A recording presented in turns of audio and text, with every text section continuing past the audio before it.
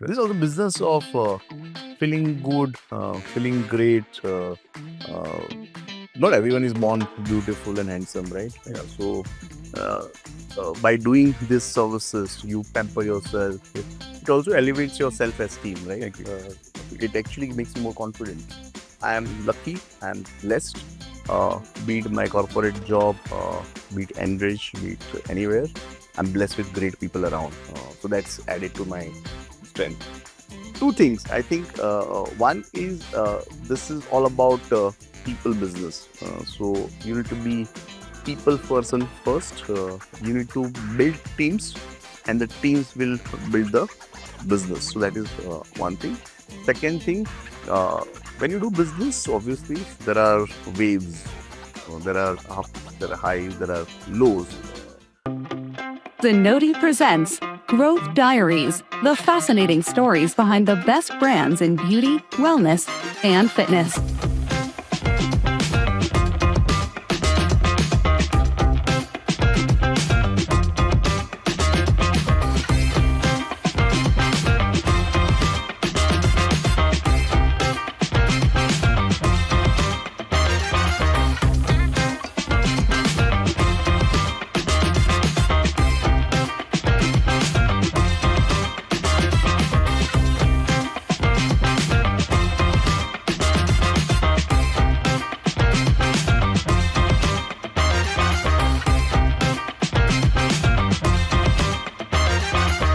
Every success story has a turning point. For some, it starts with an unexpected opportunity. Today, on Growth Diaries, we're diving into the story of Enrich, a brand that started as a single outlet in Mumbai and grew into one of India's largest and most admired salon chains, with 115 plus company owned locations, 2,200 team members, and over 1.4 million customers served annually. At the center of this journey is Vikram Bhatt, a self proclaimed accidental entrepreneur with an MBA in finance and a corporate career spanning Wadia Group, eFirst Global, and Accenture. Vikram seemed set on a different path, but a simple decision to step into the world of beauty as a side project to help a friend changed everything. For over a decade, he balanced two worlds corporate finance during the week, salon operations on the weekend. When he finally took the leap to focus on Enrich full time, the brand transformed into an industry leader. So, how does someone with no background in beauty build a powerhouse in the industry? What lessons does Vikram's journey hold for entrepreneurs scaling a business? This is the story of Enrich and the visionary who shaped it. Welcome to Growth Diaries, Vikram. Thanks for making the time to come and join us here. My pleasure. So, of course, I've worked with you for a long time, but, when I hear about your founding story, you've always been someone who's ready to help me for anything and help people around you. So maybe you should first share with that because you came from a corporate background and your founding stories, you were just trying to help someone. That's all that was. So give us some color on how that unfolded. Yeah, this Enrich happened accidentally, I would say. And it in 97 just passed out from college, and a friend was looking to set up something. We didn't know the business. We didn't know anything about it. So I entered into that venture along with my friend Rohit as an angel investor into it. Okay. And you were helping her out in terms of Yes, operations, So management, and but what was her role was to run the front of the house, and you were in helping in what capacity? so in our case, what happened? We got into business first, and then we learned. We knew where you were going wrong. We realized what we need to correct. So along the way, between 97 to 2004, we would have done quite a few learning. And I would say being new into the business or being an outsider of the business, you at times bring in a lot of fresh perspective. And probably that helps us a lot because we always thought from day one that we need to structure this business. We need to follow certain SOPs. We need to follow certain practices. We need to adopt some best learnings and then do the business. No doubt, this business is all about passion, patience, creativity. But I think the discipline in doing it as a business was very important. And that's what something I feel that was our right start point. And so no wonder that's why I think you built a business, even though you are more than 100 salons, they're all corporate owned. That's very rare because in India, because most of them have franchise partners, etc. So building 100 stores, corporate owned, and delivering that compliance and service quality, no matter where they are, is a pretty high bar. So maybe first we can start with how your early expansion, you really didn't go outside Mumbai. You were based in Mumbai and you stayed in Mumbai. So give us a little color into how you expanded and why you stuck to Mumbai for so long and the numbers you achieved in Mumbai. Yeah. In fact, I would define our journey of last 28 years in two parts. The first part was 97 to 2011, where I was part-time into the business because I was busy with my own uh, corporate job. Um, and helping this along with doing something on the weekend. And in that situation, we only expanded into more because we started from Mumbai. So to till 2011, we were like 12 salons, but only in Mumbai. The thought process was clear that this business is like a running on treadmill. You need to do those 200 little things every day, right? Uh, this business is also about people care and people management. So anything and everything you do, first you need to analyze, you need to think, you need to understand how is it going to impact, influence, or affect your people on the ground. At the same time, this business is also about customers. We are into close proximity of customer, where very few business gets into the touch business, right? There, being positive to the customer, uh, thinking about what their preferences, what are their likes, what are their dislikes are very important. So even thinking people aspect from the customer point of view was also uh, important. And somehow those things we kept learning and we kept improving in, and that's how we came up with quite a few first time initiative in this business. Example, Enrich loyalty program, Enrich membership. I think we were the first one in the business to start where uh, a member or a customer, regular customer, would pay a small amount as a token of membership subscription, but get whole lot of benefits. If you're enjoying the show, we would really appreciate it if you left us a review on Apple Podcasts. It only takes a minute and it helps others find the podcast. You can also follow along on YouTube and Spotify so you never miss an episode. So, in your case, your membership program was not like many membership programs are you pay a recurring fee every month or you pay 10,000 rupees for the whole year and then you get some value. No, your membership is quite different in that way. And you've been pretty unique when you started off your membership. That is, you pay a small fee to become a member. Yeah. So membership, what we thought at that point of time was to get a small amount as a commitment from the customer. So they pay a subscription fee of around 500 rupees, but they pay every year. And in return, they get year and now benefit, which are 20% discount on any and every time they come to the salon. They get some benefit on the products, benefits on doing any special occasion, be it foreign rich or be it in their personal life. It could be birthday, it could be anniversary, it could be anything else. Because we feel this is a relationship business. So I felt getting some subscription amount huge, which is like value driven, where you ask for the commitment. And if they are not able to enjoy or redeem those benefits, then somehow they will still feel injustice, even though you are not responsible for it. So we actually kept ourselves deliberately away from it. What we wanted was a gesture where they feel privileged by paying a subscription fee and they get motivated to come every 4 to 6 weeks time. And so it is. Unlike your uh, anywhere else maybe in US where people pay every month irrespective whether they come out. Right? It's more of thought process and some best practices or ideas or to a matter even culture what we follow in India. So it's like having like a golf membership. You Yeah. pay and once a year you get privilege of access, Correct. but you still have to go and pay for your Yes, playing yes, golf every time. Now, how successful was that? How many members did you end up as part of Enrich under this program?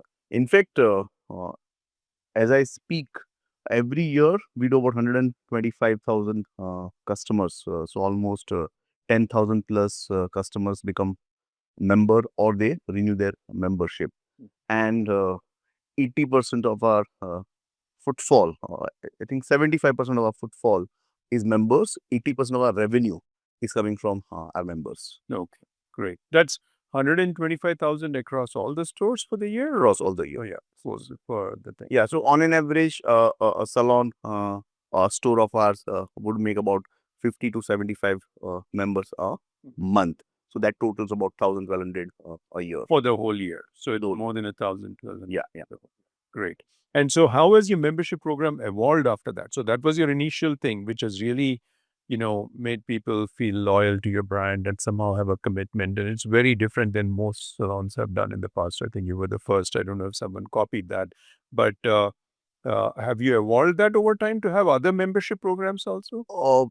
See, I would say this is one program we thought on day one as an Enrich membership program has remained as is forever. In fact, it became the gold standard of industry, and most of our peer group or people in this business follow that membership uh, program. Having said that, over a period of time, we also uh, added few other options for the customer. For example, we sell our I Love Me value packages, which are combined or which are with the membership. We give them some service benefits. Those are the addition we did it. But if I talk about 80-90% of the program or the benefit, which is like year and now discount, benefit for being regular, recognition, and what do you call gifting on your special occasions, benefit not only for self but also for your family member. Those 4 5 core things have remained as is, and of course the subscription fee has was then 500 rupees has become 1,000 now. Okay, great. In fact, interestingly, in between we tried 1 year that somehow by charging this 1,000 rupees, we are de-incentivizing the new customers. For almost a year, we said anyone comes in by default becomes a member. We were not charging any subscription fee. And that was also a thought of maybe because the world is changing and most businesses which are subscription based, they would first get you hooked on to the brand. Example, Netflix, they'll give you a sample or free subscription or any Microsoft software or anything you do, they'll first give you some free time and then they charge you. So we thought, okay, fine, we'll give first year free. But to our realization, it didn't help us much. So then we had to move back to our paid program because people value it because they're paying a small, but they feel that I've earned this membership, I've bought this membership. No. In terms of your salon growth evolution, you really focused in the early days only in Mumbai. Can you give color? How much did you have to grow to before you were willing to go outside Mumbai? And what were the challenges for you to delay going outside Mumbai for so long? Yeah. So, see, if we understand this business well, as I mentioned, this is a people management business, and at the same time, it's a very catchment driven business. So, my customers are going to come to me maybe 3 or 5 kilometers at the most to get their services done. They are going to come to us repetitively. Uh, so, if you get to a city, if you want to really optimize on your operational strength, if you want to optimize on our marketing strength, the brand awareness, or the education and the learning and development efforts we have to put it on the floor, or even for that matter, even admin job. When you're in same city, you can actually manage things more productively, more efficiently, and that's how you can scale. So we always thought it is better to go deep into same city because for me, a new business always a radius of 3 to 5 kilometers. Now, if I can do it in my same city and try to leverage all these support functions in a manner where I can get the best out of it, that's a better choice rather than opening 1 or 2 centers or salons into different cities and then keep running for this support functions need. So, how many salons did you end up in Mumbai before you actually expanded in So life? first 12 salons of ours was they were in Mumbai. But then when we decided to go out, we also realized you need to enter any new city with the scale. So when we got into Ahmedabad in 2012, we opened 5 salons on same day. Hmm. So that was also know that when you go with the full strength, go with the full power, go with the full support from your marketing, education, admin, operations strength. So yeah, that shows that I think having the investment at the baseline foundation is important if you want to go into a city. Yeah. And you've found enough stores. How many stores do you have today in Mumbai? So we have more than 70 stores in Mumbai. So that's like a huge concentration for out of your 100 plus stores. And we'll be adding another 10, 15 in next 12 to 15 months time. I think it shows that if you have solid foundation, you can really go deep Yeah. into a city and not think that the market is limited and say, oh, how can I Correct, open more than 10 salons? correct. So that's good. So in terms of running such a salon chain, as you said, since it's corporate owned, you go into other cities, you kept emphasizing it's a people business. And I think I hear this all the time that at the end of the day, salons are successful if their stylists are around and they're happy and they're doing the quality of work they do. What have you had to do in terms of programs and initiatives for your staff to make sure they feel, no, I'm going to work at Enrich? And maybe you can even share some color in terms of the metrics of retention and other things you see at Enrich with your staff. Thanks for tuning in. If you'd like to support the podcast, please leave us a review on Apple Podcasts. It really helps spread the word. You can also subscribe on YouTube and Spotify to stay connected. See, early days, we very well got to know the fact that when you make a salon, maybe first thing you can do, you make a very nice salon, good interiors, your branding is good, you do a lot of marketing and people will find it interesting enough. But when customer is coming in, that's where your real work starts. Where if my technicians are professionals, if they actually give them a good service and not only a good service but a superior experience, which is all about doing those 10 little different things along with the services. If they do thing right, that is where the customer is going to come for the second time, third time. That's where the customer will tell the spouse or a friend or a daughter or a son that you should visit. And if you want to drive that uh, uh, great service with superior experience, the training and learning and development plays an important role.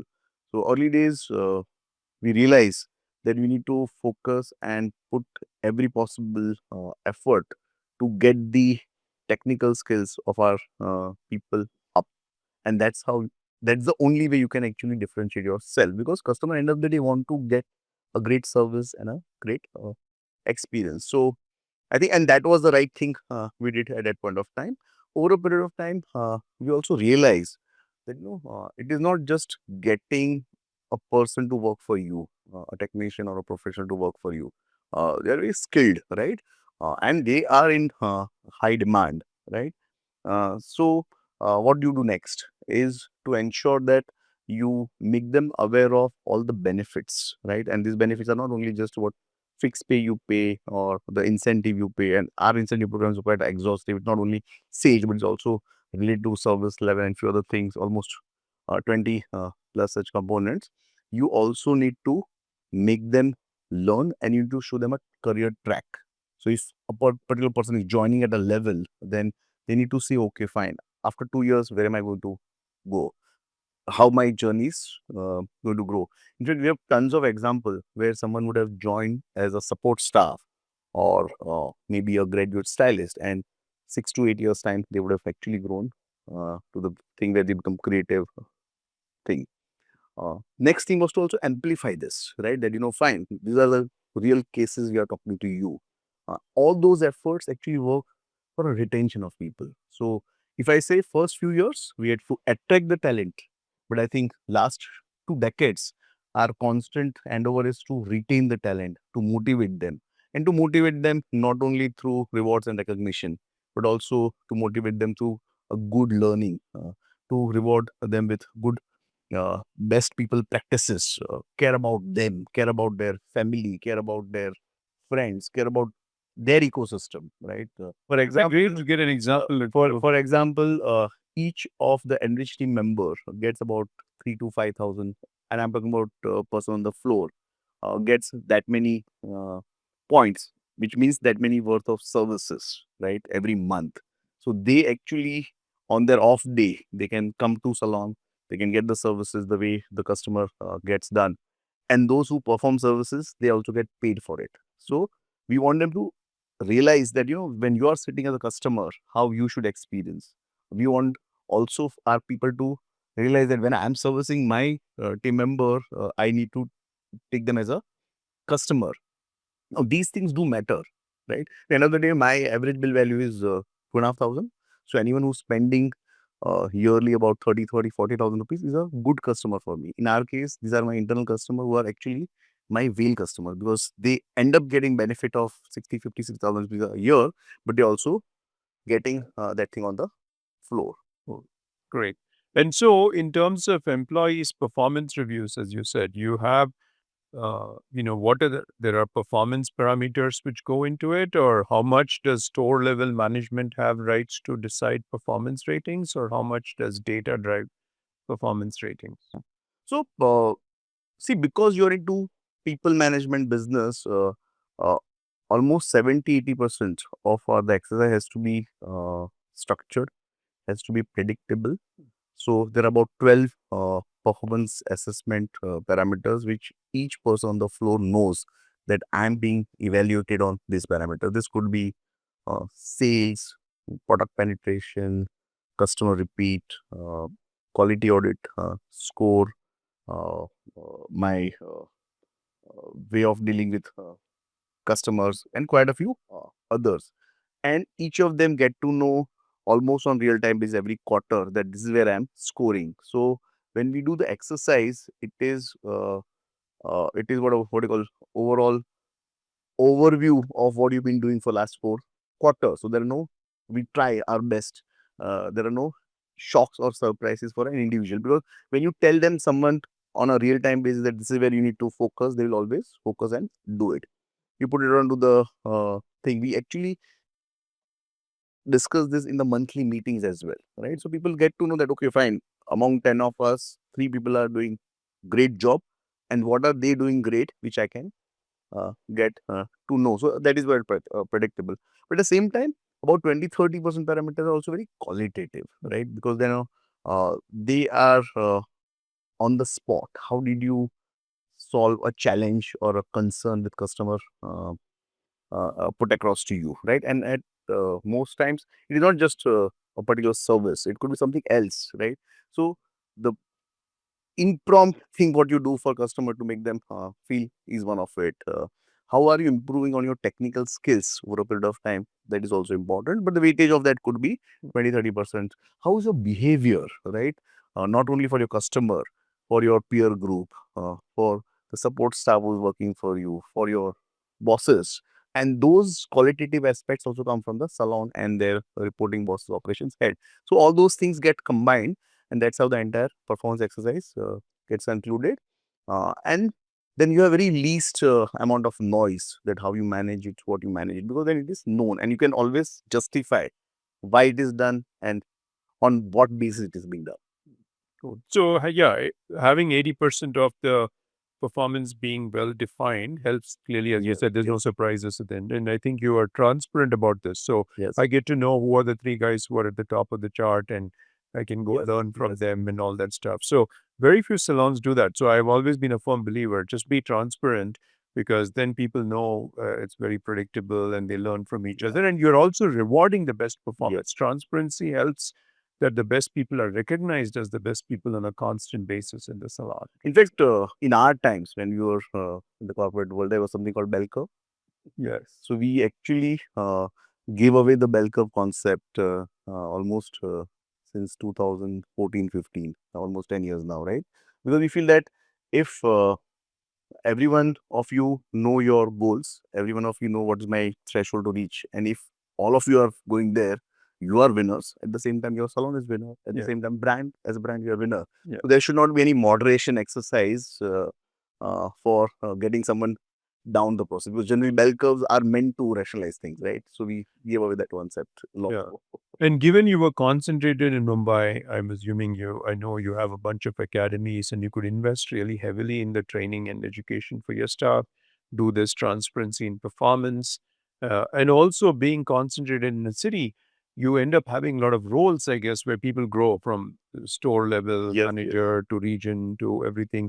In fact, most roles we have by now career track which has got 7 levels, 7 to 8 levels. So as a technician, I can do start as a graduate stylist or a beauty therapist, which is just I've learned something at my academy at Enrich Academy. I have just done some studentship where hands-on experience, but I'm starting at a ground level, and it can go up to creative, expert, or even being a trainer into our academy. Same way, even in the salon management, one can start as a what you call business executive, right? Which is like doing a day-to-day job, transitional job, collecting money from customer, taking appointment, allocating, scheduling on those things. But they can also go to business side, and almost all of our operations head currently, they have grown from the system where today each of them are managing 8, 10, 15, 20 outlets. So it's moving on to now, in terms of customers, your end consumers and marketing. I've always been very impressed with the kind of marketing work you've done and the campaigns and the message you've done. Maybe you can share a little bit with people in terms of what your approach to marketing has been, both in terms of campaigns and other elements. Uh, so yeah, during this entire journey, as I mentioned, this is business which is very into personal space. So having an emotional connect, not only with our own people team, but also with the customers, is very important, because in services business, with a good training, great efforts, over a period of time, people will become expert and they'll execute the job right. Uh, but what really works beyond that is, are you able to connect customers emotionally? And obviously, it takes a lot. You need to be a trusted brand, you need to be efficient brand, you need to be consistent to get there.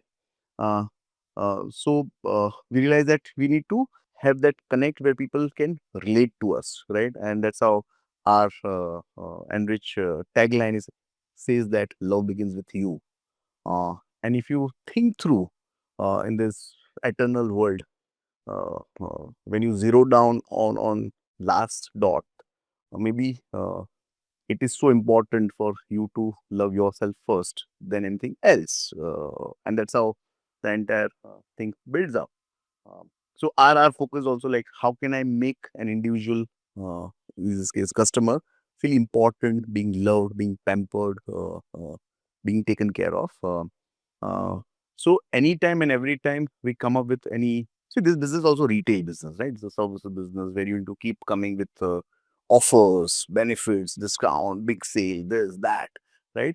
But along with getting to that bigger picture of driving the sales and volume and the footfall, somewhere you connect through a thread which talks about emotion, which talks about some care around, right? That helps. And few examples, I would say that our Enrich loyalty program is one of it, because it talks about quite a few things for individual to benefit from it. Second is we have something called value packages. We call them I Love Me packages. Now these are the packages where I can buy an amount of 5,000, 10,000, whatever takes. I can buy for myself. Most people buy for others, but then I can buy for myself also, and I can get the benefit of it. End of the day, I'm selling a value package, but having that emotional thread to it, that I Love Me package, makes it a little more uh, interesting, right? Uh, uh, in this off late during one of this, so we run a, a fest during October, November, December time. Uh, so that quarter, as you all know, is a peak of our business. Almost 25%, 30% higher business we get from the annual average. During this time, recently we had conducted one uh, uh, initiative called Green Initiative, and we named it as a Green Rich program. So even caring for nature, doing anything and everything which is sustainable. So we give away the water bottles. We, if you get to enter Enrich, it is a glass bottle that serves you, right?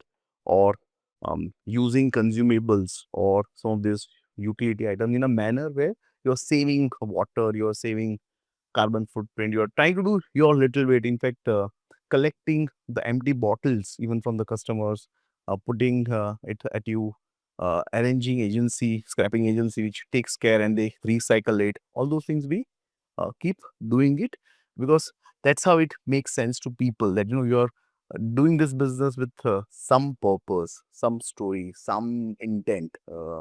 And that thing keeps on. I can go on and on. Yeah.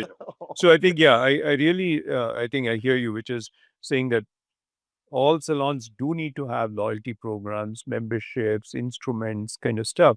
But you also, and maybe even offers seasonal, Mother's Day, Diwali, etc. But you also have to have that emotional connect. And I think I've always been a big admirer of your message about love begins with you because it applies, I think, to everyone. What I've found is even for me, if I had to gift somebody a massage or send somebody, I'll be like, yeah, yeah, okay, you want to go there? I'll be happy to do it.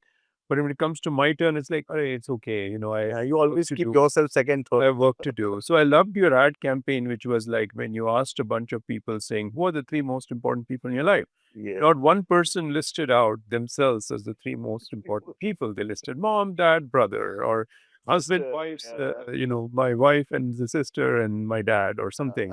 Uh, But I think everybody was surprised. Oh, okay, I also matter. And I think that those kinds of campaigns really, and especially given that we are in the business of helping people feel yes. good, I think those really have. This is also business of feeling good, feeling great. Uh, Not everyone is born beautiful and handsome, right? Yeah. So, uh, by doing these services, you pamper yourself. It also elevates your self-esteem, I right? agree. It actually makes you more confident. That's the business we are all in anyway. So as you expand, since you built this business more of from a business management background and the corporate background, uh, how do you assess when you open a new store? Is there a formula that you have which says, I think the store will make it? It's reached that point. How do you monitor it when the early stages of a new store opening? So any store we open, and this is the learning over a period of time. Not that it will always happen right at the first go. And even today, I say we keep learning. Maybe we were 30-40% then. Maybe we are 70-80% now. Maybe we'll become 60% tomorrow, and then again get to 85% next year, right? So one is this. This is a very heavy catchment business. So understanding the customer profile. For the experience and expertise you carry. Uh, so their willingness and affordability, your pricing point makes one important factor. We always believe our business, our place has to be very accessible. So you'll see always Enrich only on the ground floor, right? Very wide, open space, which is quite inviting. There's also a reason for it. Way back, if I go to 97, when you open a salon, unisex salon, people will feel, what is this? Right? From those days where you want to, we are doing a very professional service. And thanks to the industry, thanks to Enrich and quite a few other brands, which actually took up that. And that's how we are now into professional space or not anything else. So having that accessibility is very important. In one of our studies or experience, we found that if you go from ground to first floor, your 40 to 50% footfall will go down. So to save some a bit of rent, you end up compromising of 40-50% rent. Third thing is the team, and I would say not third, fourth, fifth, sixth, seven, eight, nine, tenth is the team, because everything else just gets you customer for the first time. So their uh, induction training, their continuous learning, their skills improvement, their motivation, their positivity is always have to be worked on, and this something is a continuous exercise. In addition to it, obviously we have a quantitative vertical assessment parameter where which are the complementing brand which are existing in this catchment area, what kind of price point you can afford to offer, what is the demography of the thing. Those are the any retail services or any retail business would follow. We would also follow. So you have to look at all those parameters when you're opening and Yeah. be prepared to open. But once you open the store, how do you know in the first 3 months, 6 months, what Yeah. metrics do you watch So- to say, I think we're making it, Yeah. this number? No doubt, this business is all about passion, and people say, "Oh, this is my thing. I wanted to do it." But we being then outsider of the thing, we also that was anything and everything you do has to make a sense on spreadsheet, right? So you need to have your uh, right reasonable assumption on the revenue side. You need to know what cost are you building, right? I think quite a few of us would not know then that, okay, fine, the people cost, rent, they're all fixed in nature, right? Whether you do X business or 2X business, that cost is going to remain constant. So having understanding of those things, keeping a target that first quarter of opening, how many members I need to make, first year, how many customers or average per month customers I need to get. Those things understanding is very important. So having bit of uh, know-how of financial aspects are also important. Uh, One more thing to add is to also be allowed that, okay, fine, I'm paying some capex investment, right? That is part one of it, of the investment. Part two is that today you open a salon, uh, does not mean that from tomorrow you're going to get uh, the profit, right? It takes anywhere from 3 months to even a year or even slightly longer time where you are still into the setup stage where you need to further infuse fund for the working capital to be able to pay salaries, to be able to get products, to be able to pay rents.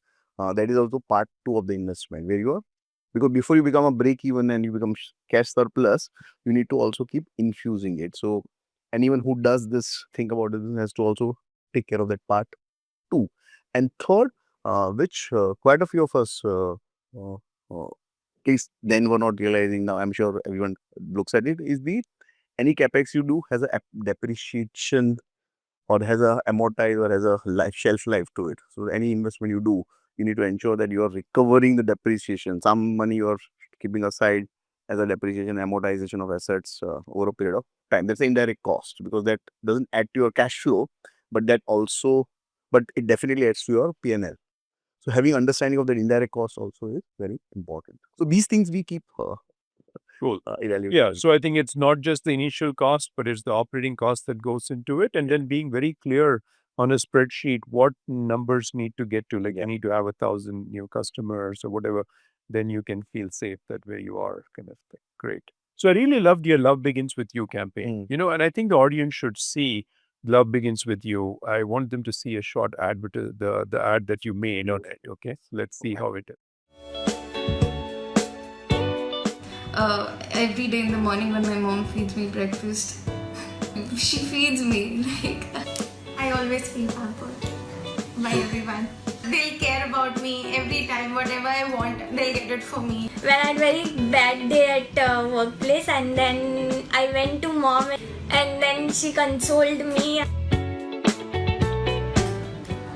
Never. Never.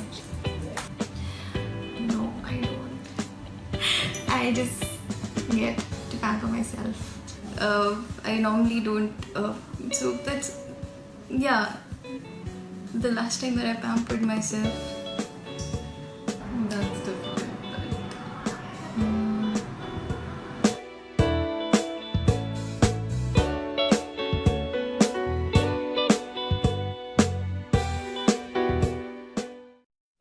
So in hindsight, when you look back, it's been a long journey getting to 115 stores.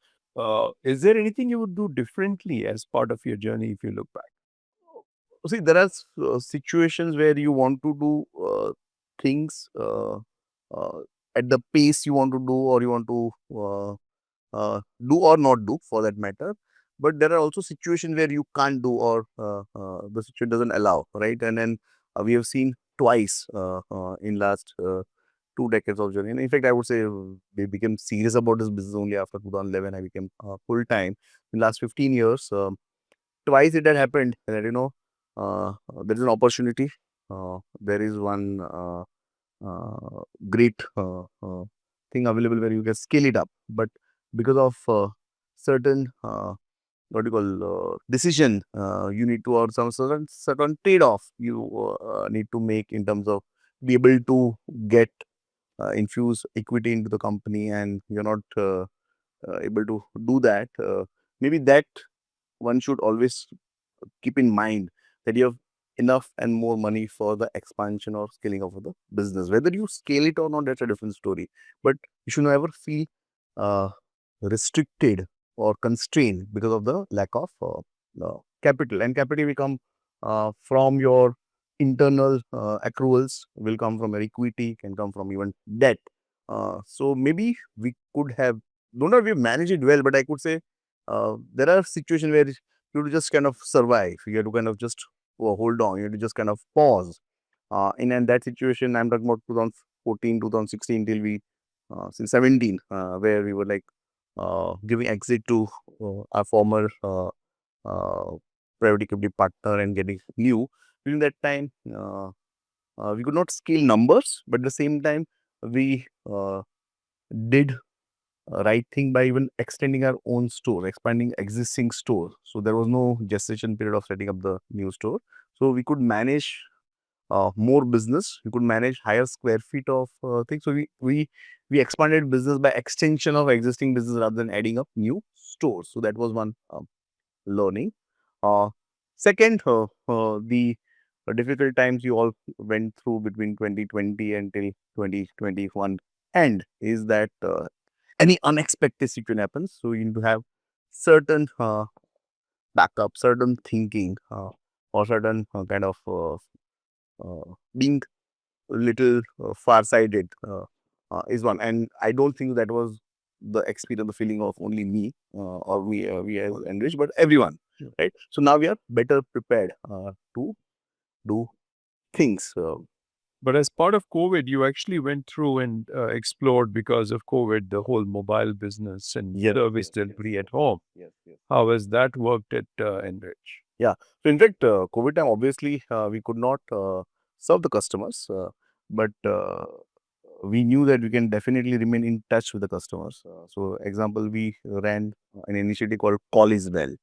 So, where our salon team, be it technician or manager or executive, uh, they will call customers and they will help them. If anyone wants to do a haircut or anyone wants to do anything, any basic services, our team will guide them on the phone, on the video call. That was one great initiative we did. We did almost 150,000 calls during those wave 1 and wave 2 uh, parts. Second thing we did was we accelerated our product sale business. So we quickly, along with our brand partners, worked out a SOCOM uh, uh, thing where just created a macro site, send it to customers. So those who are looking for products, we could take the order and we could deliver it. And this delivery will happen through anyone in the team. Team was so kind of committed to then do how we want to do it. Love the show? Leave us a quick review in Apple Podcasts. It makes a huge difference. And don't forget to follow us on Spotify and YouTube for more episodes.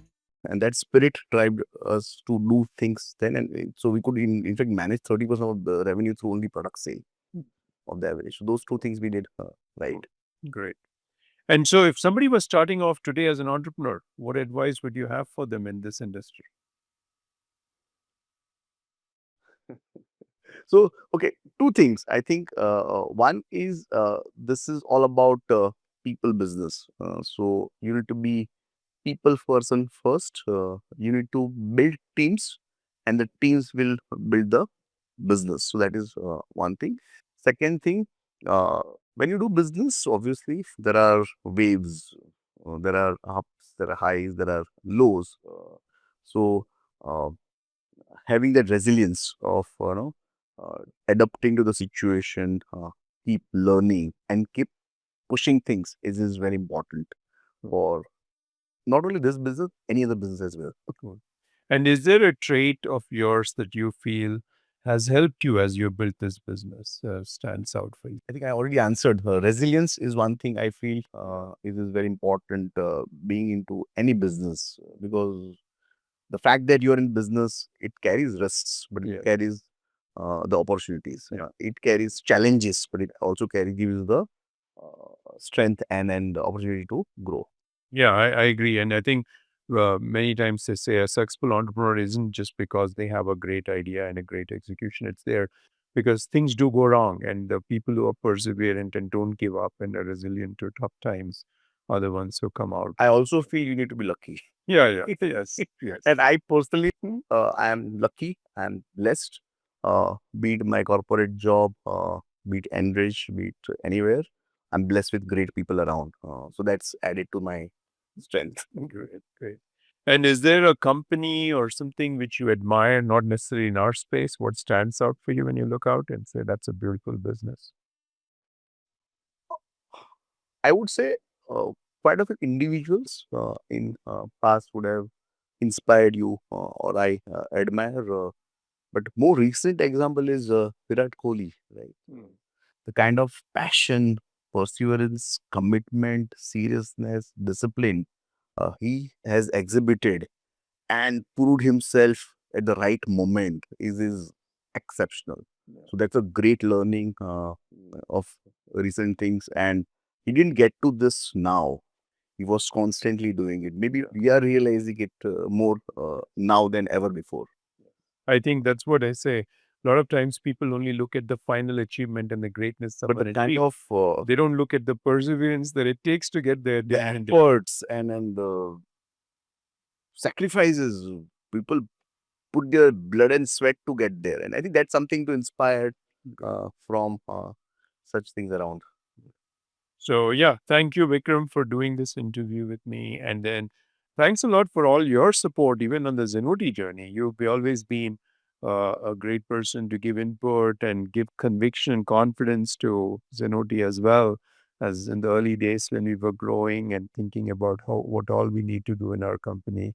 And I think you've not only, of course, I know not only helped us, but helped the whole industry and ecosystem in many ways, and they're always ready to help. No, my pleasure, but I must compliment you as my friend and Zenity as a team, because during our building phase, I remember our meeting. I was having 10 salons and we met in one of the event, and very short, brief discussion, but we kind of got along quite well.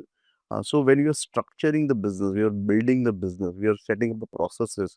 Zenoti certainly played a pivotal role. Uh, that was our building phase from 2012 to 2022, right? When we became 10 to 100, somewhere as a back-end partner, you brought that strength, you brought that expertise, you brought that experience, and that helped us a lot. Yeah. Believe me, I didn't have even full-time tech person. Yeah. But no, great. And so you also have contributed a lot to our growth, our success, our journey. You're welcome. Yeah, great. So it's been a great journey together. Thanks. Thank you so much. Thank you so much. Growth Diaries is brought to you by Zenoti.